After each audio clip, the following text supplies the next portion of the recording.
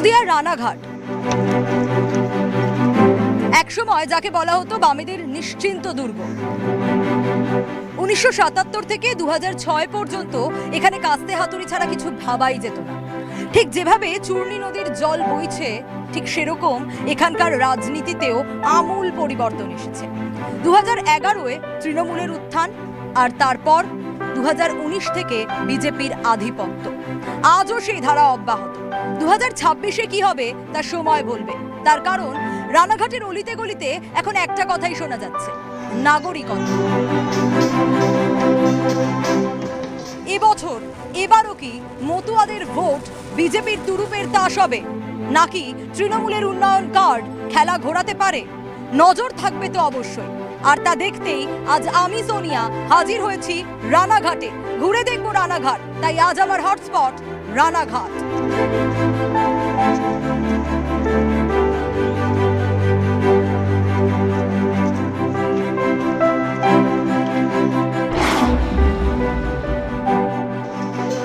রানাঘাটের অলিগলি এখন নাগরিকত্বের প্রশ্নে উত্তাল।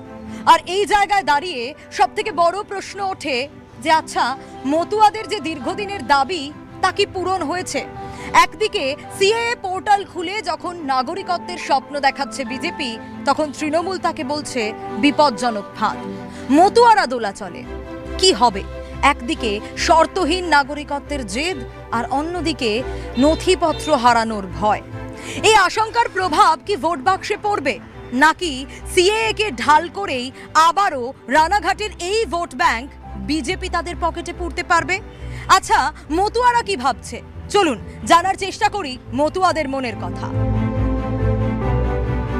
আমাদের কিছু সংখ্যক মানুষের নাম হয়তো সাময়িক বাদ গেছে, এই ভোটটা হয়তো কেউ কেউ দিতে পারবে না, কিন্তু যারা আমরা হিন্দু তারা সিএর মাধ্যমে আবেদন করে, এবং অনেক মানুষ আবেদন করেছে এবং নাগরিকত্বের কার্ডও তারা পেয়েছে, অলরেডি পেয়ে গেছে এবং ধাপে ধাপে আরও পাবে। সিএ পোর্টাল আসার পর আবেদন করেছেন? হ্যাঁ, আবেদন করেছি। পেয়েছেন কার্ড? আমি কার্ড পেয়ে গেছি, আমার হ্যারিং হয়ে গেছে, কার্ডও পেয়ে গেছি। না, সিএতে আবেদন করিনি। আমার 2000 সালের ভোটের লিস্টে আছে, এই জন্য করিনি। এটা আমার আশা হচ্ছে পরে করব। এসআইআর নিয়ে সমস্যা হয়েছে? না, এটা নিয়ে কোনো সমস্যা হয়নি আমার।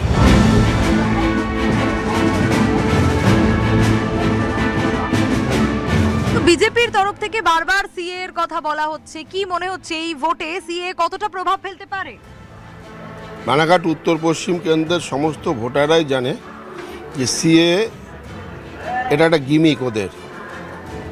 অর্থাৎ সেই ক্ষেত্রে আমি জানি না ওদের কিছু সমর্থকদের ভুল করে তারা সিএ ফর্ম ফিল আপ করেছিল, কিন্তু তারা আজকে পস্তাচ্ছে। তাদেরকে বলেছিল ভোটের আগেই তাদের নাম উঠে যাবে। অর্থাৎ সবাই জেনে গেছে যে এটা একটা সম্পূর্ণ মিথ্যা ভাওতা এবং প্রবঞ্চনা। এই যে গিমিক বলছেন, কিন্তু আজও তো কোথাও গিয়ে মতুয়ারা একটু হলেও বেশি কি বিজেপির ওপরে ভরসা করে এই কার্ড নাগরিকত্ব দেওয়া নিয়ে? মতুয়াদের সেই ভরসা কেটে গেছে। আমাদের এখানে যত ভোটারের নাম বাদ গেছে তার 40% মতুয়া সম্প্রদায়ের ভোটারের নাম বাদ গেছে। স্বাভাবিকভাবেই মতুয়ারা বুঝে গেছে যে আমাদের প্রকারান্তরে প্রতিবার এক একটা নির্বাচন আসলে আমাদেরকে ব্যবহার করা হয়েছে। কি মনে হচ্ছে 26-এ মতুয়া মন আপনারা জয় করতে পারবেন? নিশ্চিতভাবে মতুয়াদের ভোট আমরাই পাবো, আমরাই মতুয়াদের ভোটে জয়ী হব, এবং সার্বিকভাবে মতুয়াদের জন্য বাংলায় যেটা করেছে বাংলার মাননীয় মুখ্যমন্ত্রী মমতা বন্দ্যোপাধ্যায় করেছে।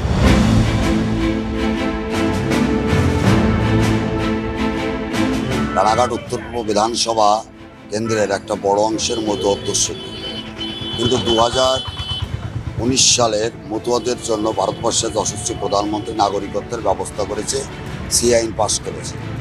এসআইআর হওয়ার পরে নিবিড় ভোটার তালিকা সংশোধনের মধ্য দিয়ে কিছু ভোটার তালিকার থেকে নাম বাদ গেছে। তারপরও মতুয়ারা অত্যন্ত উচ্ছ্বসিত এবং আনন্দিত, কারণ সিএর সার্টিফিকেট ইতিমধ্যে প্রচুর বাস্তু শরণার্থীরা ইতিমধ্যে পেয়ে গেছে। সমগ্র মতুয়া সমাজ, বনগাঁ লোকসভা, রানাঘাট লোকসভার সমস্ত মতুয়া সমাজ ভারতীয় জনতা পার্টির সঙ্গে আছে, ছিল, আছে, থাকবে।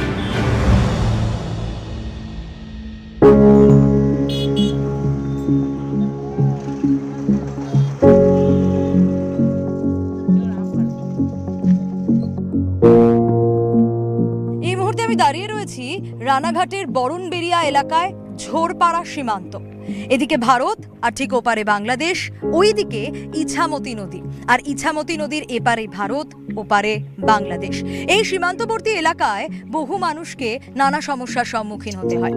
রানাঘাট উত্তর পূর্ব বিধানসভা এলাকার অধিকাংশ, একটা বড় অংশই এই সীমান্তবর্তী এলাকার মধ্যে পড়ে। 2021-এ রানাঘাটের যে 3 বিধানসভা কেন্দ্র রয়েছে, রানাঘাট দক্ষিণ, রানাঘাট উত্তর পূর্ব এবং রানাঘাট উত্তর পশ্চিম, এই 3 বিধানসভা কেন্দ্রেই বিজেপি দাপট বজায় রেখেছিল।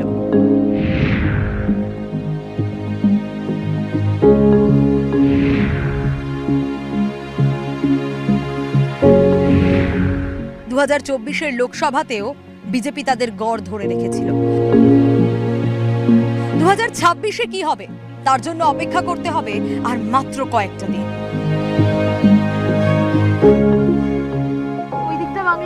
ওই দিকটা বাংলাদেশ, ওই যে গাছ দেখা আপনারা কি যাচ্ছে। আগে বাংলাদেশে থাকতেন? কেন আমরা বাংলাদেশ, আমাদের এইখানেই জন্ম, আমরা বাংলাদেশের কিছুই জানি না। না, এমনি সিএ তে আবেদন করেছিলেন কিছু? না, দরকার হয়। আমাদের এমনি নরমাল ভাবে আমাদের ভোটই আছে। এলাকায় সমস্যা আছে কিছু, মানে রাস্তা, জল, এই ধরনের কোনো সমস্যার সম্মুখীন হতে হয় আপনাদের? আমাদের তো পাড়ায় জলই নেই, জলের আমাদের কোনো ব্যবস্থা নেই, শুধু কল দিয়ে গিয়েছে, শো দাঁড়িয়ে আছে। কল আছে, জল নেই? না, জল পোতার পরের থেকেই আমরা জলই পাইনি। তাই জল নেই, কি করেন? কত দূর যেতে হয় জল আনতে? জল আমরা কিনে খাই। জল কিনে খান? হ্যাঁ। সমস্যায় চাষের সমস্যা হয়, ভালো লোকরে ধরেন তাদেরই সমস্যা বেশি। এলাকায় সাংসদ বিধায়করা আসেন, কাজ করে? বিধায়করা আসবে কি করিয়া, যদি কিছু না দেয় তাদের, তাহলে তারা কি দেবে? এই যে এখান থেকে ওই দেখা যাচ্ছে ওইটুকু রাস্তা করে দিচ্ছে। হ্যাঁ, তো এখানে তো রাস্তার সমস্যা, জলের সমস্যাও আছে। সব সমস্যা, জল ওই যে পুঁতে রাখছে, ওই যে কোনোদিনও জল আসে না। তো কল আছে, জল নেই, আপনারা বলেননি কিছু? বলবো কারে? বললি আরো অসুবিধা। সীমান্তের সমস্যা আছে খুব। কি সমস্যা? সকালবেলা পটলের ফুল ছোয়াতি দেয়নি, 1 ঘন্টা দাঁড়িয়ে রাখছে সবাইকে, সব লোক। কি মনে হচ্ছে এলাকা দেখে ভোট কেমন হবে? ভোট তো কিছু বোঝা যাচ্ছে না, বুঝলেন, মুখ খুলছে না কোনো লোক। সীমান্তে কি সমস্যা রয়েছে মূলত?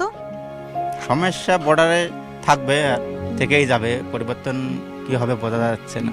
ঠিক আছে, এখন সামনে কি হবে, 26-এ কি আসে দেখা যায়।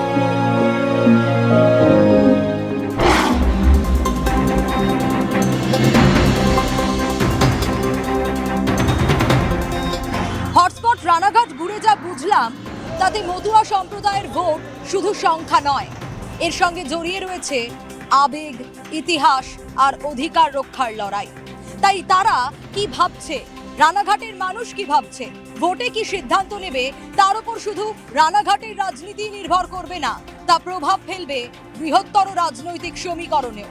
হটস্পট রানাঘাট আজ এই পর্যন্তই।